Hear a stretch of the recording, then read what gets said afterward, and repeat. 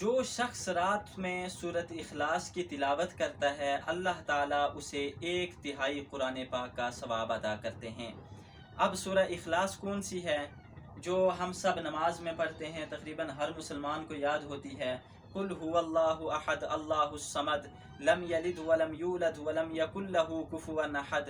جو شخص اس سورت کی تلاوت رات میں کرتا ہے اللہ تعالیٰ اسے 1/3 قرآن پاک کا ثواب عطا کرتے ہیں۔ صحیح بخاری میں ہے کہ نبی پاک صلی اللہ علیہ وسلم نے ایک مرتبہ صحابہ کو جمع کیا، فرمایا جلدی آ جاؤ۔ صحابہ جمع ہو گئے، آپ نے فرمایا میں تمہیں 1/3 قرآن پاک سناؤں گا، اور پھر آپ نے سورہ اخلاص کی تلاوت کی اور آپ اپنے حجرہ مبارک میں چلے گئے۔ صحابہ میں یہ گفتگو ہونے لگی کہ آپ صلی اللہ علیہ وسلم ہمیں 1/3 قرآن سنانے والے تھے، شاید اللہ کی طرف سے کوئی وحی آ گئی اس لیے آپ اندر تشریف لے گئے۔ تھوڑی دیر کے بعد آپ صلی اللہ علیہ وسلم باہر پھر تشریف لائے اور آپ نے فرمایا کہ قسم ہے اس ذات کی جس کے قبضہ میں میری جان ہے، اس ایک سورت کا ثواب 1/3 قرآن پاک کے برابر ہے۔ ایک اور روایت میں ہے کہ نبی پاک صلی اللہ علیہ وسلم نے فرمایا تم میں سے کون شخص عاجز ہے، یعنی کون شخص اس چیز کی طاقت نہیں رکھتا کہ وہ 1/3 قرآن رات میں پڑھ لیا کرے؟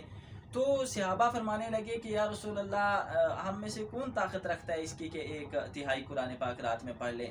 تو آپ نے فرمایا کہ سورہ اخلاص 1/3 قرآن پاک کے برابر ہے۔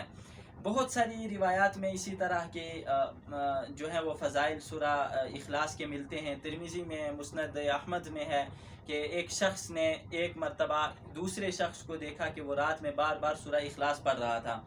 اس نے اس کو ہلکے میں لیا اور آ کر دوسرے دن نبی پاک صلی اللہ علیہ وسلم سے فرمایا کہ میں نے دیکھا وہ شخص صرف سورہ اخلاص پڑھ رہا تھا۔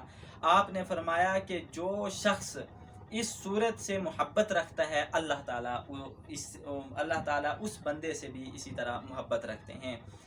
آج کا مضمون یہ تھا کہ سورہ اخلاص کی فضیلت بہت بڑی ہے۔ حدیث میں مختلف روایات سے یہ پتہ چلتا ہے کہ سورہ اخلاص 1/3 قرآن پاک کے برابر ہے۔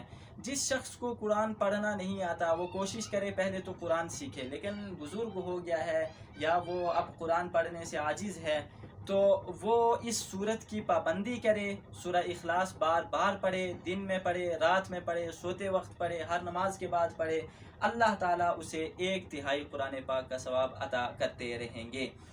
اس طرح کی باتیں ہم دوسروں تک اگر پھیلاتے ہیں تو اس کا فائدہ یہ ہوتا ہے کہ اگر ہماری وجہ سے کوئی ایک شخص اس بات پر عمل کر لے گا تو وہ ہمارے لیے صدقہ جاریہ بن جائے گا، ہماری مغفرت کا سبب بن سکتا ہے۔ ایک آدمی بھی اگر اس کو اپنا معمول بنا لیتا ہے، یعنی سورہ اخلاص کے پڑھنے کا معمول بنا لیتا ہے، ہماری وجہ سے اسے پتہ چلتا ہے، تو وہ ہمارے لیے ضرور صدقہ جاریہ بن جائے گا، اور ہو سکتا ہے اللہ اسی کے بدلے میں ہماری مغفرت اور بخشش فرما دے۔